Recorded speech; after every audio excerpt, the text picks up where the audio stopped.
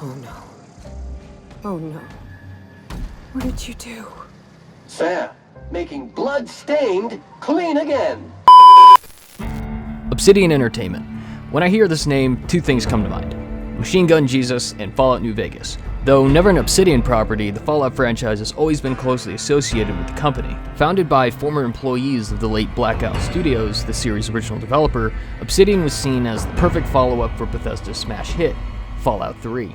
While Todd and his team were busy working on their magnum Portis, Obsidian would go on to create what most fans now consider to be the best entry in the Fallout franchise, making many small yet important improvements over its predecessor, such as dynamic skill-based checks and conversations, alternating when perk points are earned rather than gaining one every level, and allowing the player to actually look down their gun's sights. The improved quality of life created an overall more intuitive experience. The game was especially lauded, however, for its story, which, on top of including many fascinating factions and characters to interact with, gave players the freedom to develop their protagonist in any direction they saw fit, rather than railroading the player down a specific narrative path that makes them out to be the good guy no matter what they did outside of the main quest. All those people. You're still my son, and I love you, but I can't begin to tell you how disappointed in you I am. New Vegas' main quest was open, with multiple endings of differing morality, and a reputation system which ensured that your choices and side quests could make an impact in your overall narrative experience. Though the game was met with praise at launch, outside of bug complaints, relations between Obsidian and Bethesda were strained, and the two would never partner again, leaving New Vegas without a successor. Now, some would consider Fallout 4 to be its successor, being the next installment in the series and all. To those people I ask, why are you gay? In other words, I disagree. By stripping back many of the RPG elements that made New Vegas so special, and by once again putting the player down a railroaded narrative that pushes them to be the good guy, Fallout 4 regresses just as much as it improves. A true successor to Obsidian's beloved title within the Fallout line seems unlikely, though stand by on that one. In the years following New Vegas, Obsidian would come out with an assortment of RPGs, which, while often meeting critical and even commercial success, never really hit the same spot. That was until the 2018 Game Awards, where Obsidian revealed their latest IP, The Outer Worlds, which promised to be everything New Vegas was in terms of shooter gameplay, intricate role-playing mechanics, and a compelling story. A spiritual successor to New Vegas, if you will. So, how do the two compare? Is it a worthy successor? Well, let's find out. An RPG at its core, The Outer Worlds is structured almost entirely around its narrative, with the potential to make or break the game for most players. Set in an alternate future where the Gilded Age never ended, the journey begins with a quick lesson about Halcyon, a solar system colonized and terraformed by a collection of corporations. Come to Halcyon, the only colony on the edge of the frontier, owned and operated by corporations. Yes, straying away from the current trend in gaming of having the antagonist be either a big bad government or a big bad corporation, Obsidian goes in a completely new direction by making the corporations and the government one and the same. You are a colonist, part of an expedition that drifted off into uncharted space and has been stuck in cryosleep for decades. That is, until intergalactic outlaw and mad scientist Phineas Wells, finds your ship and wakes you up. This is a perfect setup to introduce a character creation mechanic, because the character being created will have no prior motivation when entering the world. Just like the player, they have no connection to this universe, and so you are free to imagine them in any way you see fit. Player agency like this is a significant aspect of the game as a whole, but I'll delve further into that later. Wanted for every crime under multiple suns, you and Phineas barely escape as authorities arrive, and in the ensuing chaos, his ship becomes inoperable. He then tasks you with gathering the resources to fix the ship so that you can free your fellow colonists. You are then sent down to the nearby planet via ODST drop pod to rendezvous with Alex Hawthorne. Ah, you've landed. Good. Hawthorne should be close by. What in law's name? Is that him? Oh, that idiot. I told him... Making your way to Hawthorne's ship, you have a small tutorial-like encounter with a wounded corporate cop. This interaction was one of my favorite parts of the game because, while it's short and simple, this one interaction allows the player to handle things in whatever way they desire. In my game, I was able to convince the cop that he was too stupid to carry his own gun. So, naturally, he gives it to me and... Not only does this quick interaction showcase various game mechanics, but it does so in a way that gives the player so many different options, with multiple speech checks of differing morality, and of course the ever-looming option to simply kill the guy and move on. The fact that such agency exists in even the smallest encounters leaves the player to wonder what crazy shenanigans they're going to be able to get themselves into or out of over the course of their adventure. Upon arriving at Hawthorne's ship, you learn that it's inoperable, so you venture off to the nearby town of Edgewater to acquire the components needed to bring it back online. A couple conversations later, and you find yourself in the middle of a power struggle, having to decide the fate of the town in order to get the parts you need. Once that ordeal is over, you venture off to a kind of space hub independent of the ruling corporations, Groundbreaker. Here, the game gets really interesting as the hub opens you up to the possibility to continue the story however you want. While you can always continue to follow Phineas's plan, you have the option to turn him in to the authorities at any time. This kind of openness is what separates Outer Worlds and Obsidian as a whole from action RPGs like Fallout 3 and 4. In Fallout 3, when you leave the vault and venture into the irradiated wasteland, you are predetermined to find your father. Regardless of the decisions you make on your way, unless you're a speedrunner, you still have to find your dad in order to progress in the main story. Same goes for Fallout 4. When you awake from cryosleep and venture out into the wasteland, it's to find your son. Again, regardless of what decisions you make and how you want to play, you have to find your son in order to make the story progress. In the Outer Worlds, you have no obligation to work towards the task given to you at the beginning of the game. You don't have to save your fellow colonists, nor do you have to listen to Phineas if you feel your character doesn't care about these things.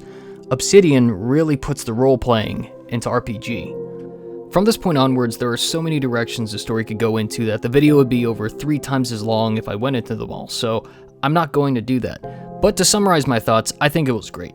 If you're really interested in seeing what's possible, I'd recommend giving the game a try.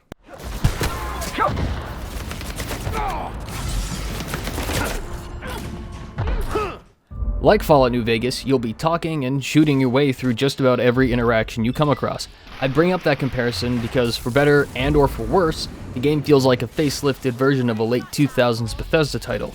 Sure, there are some minor changes to the combat and the skill trees to feel a little less archaic and a little more in-depth, but for the most part, it's the same loading screens, gunplay, conversations, character animations, and exploration that we all know and love from this man's Mindscape. To save you all from the monotony of going over these features that have been talked about to death, I'm going to focus on the elements of the Outer Worlds that attempt to distinguish it from these other games. One of the biggest gunplay changes that was made was the replacement of VATS with tactical time dilation, essentially a bullet time system. On one hand, it makes closing the gap a lot easier when using melee weapons, allowing for a much more viable melee build. On the other hand, the system does little to make firearm gameplay more interesting. While VATS gave a new layer of combat by allowing players to selectively choose which body part they shot, creating a new dynamic where you could leave an opponent in a disadvantaged state of your choosing, no such complexities exist in the Outer Worlds gameplay. Had Obsidian decided to expand on bullet time and give players different possibilities for how to damage and affect enemies, like, for example, allowing players to target and cripple enemy limbs, there would have been more incentive to use it.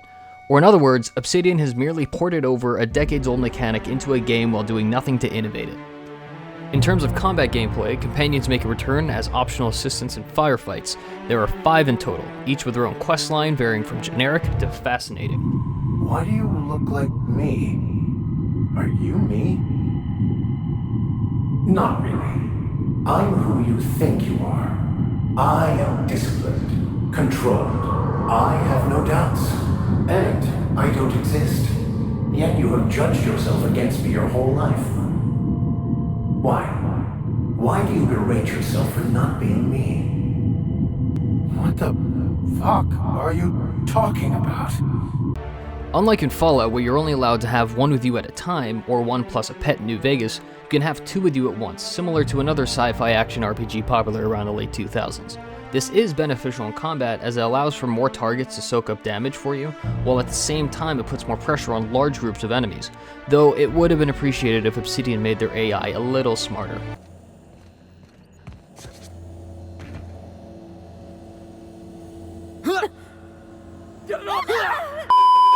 Rather than being bound to a single map, the game has several explorable planets, each one containing its own map of varying size, geography, and local politics. Though a great addition on paper, allowing for a multitude of different quests that increase replayability, the novelty wears off pretty quickly as it becomes clear that the range of activities don't really differ that much from place to place, similar to Radiant quests in modern Bethesda titles. And to add insult to injury, it doesn't help that you have to sit through a painfully long loading screen every time you travel from one planet to another. Another issue this open world faces is that there's very little enemy variety when traversing through the colony. 90% of the time you'll either run into marauders, which are essentially just reskinned raiders, or local wildlife, neither of which exactly take a whole lot of strategy to kill. These enemies do have some superficial differences to keep the combat from getting mundane, such as different weapon and armor types, but they lack many behavioral differences to really make the player rethink their strategy when walking into a fight. Really, it feels like it's not about how to use your weapon, it's about how powerful it is. I could switch between weapon types and various encounters depending on an enemy's distance or typing, as the game probably intends me to, but if I've looted a powerful rifle that's going to net me a 2-hit kill no matter the range, why should I? Altogether, this predictable system of combat, just like in Skyrim or Fallout 4, leads random encounters to generally feel tedious when they should feel unexpected and exhilarating. Cheers to me! I should probably slow down before I'm face down on the tile somewhere. Who am I kidding? I could have another. I gotta stop. I'm seeing at least 2 of you.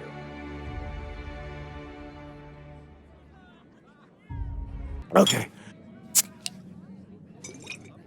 I don't feel so good. I think I'm gonna be sick. I just need to sit down.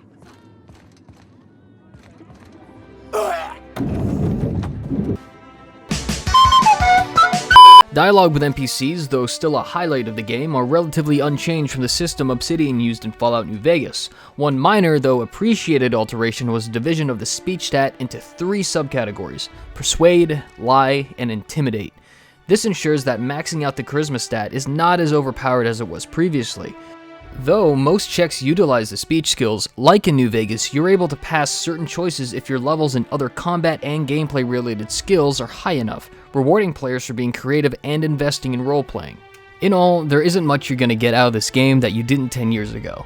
Similar writing styles, similar stiff and awkward deliveries, and similar back and forth question and answer discussions. Not necessarily a bad thing, but not new either. Now, I know it seems that I'm just complaining about how much in common The Outer Worlds has with what it's trying to emulate, but keep in mind, while it shares some of the negative traits of those games, it also shares all of their good qualities: quirky yet brutally comedic weapons, questlines and characters that retain the morbid humor of the Fallout games, and an abundance of optional content that allows the player to forget about the main quest entirely and just lose themselves in the world that surrounds them, with discoverable lore that would justify the creation of an entire other YouTube channel to fully appreciate. There's no end to what can be gleaned from this amazing world. The Outer Worlds is the Bethesda game that fans have been asking for the past 10 years. Sure, it still shares some of the jank you would expect from those games, but it still retains all the best traits that made those games so successful to begin with. In an era of constant rigid cinematic single-player experiences and battle royale everything, The Outer Worlds' heavy focus on player agency, RPG mechanics, and a story that adapts to you feels like a breath of fresh air in the AAA market. This game is deserving of a 9 out of 10, a worthy spiritual successor to New Vegas, and a sign of good things to come for Obsidian in the future.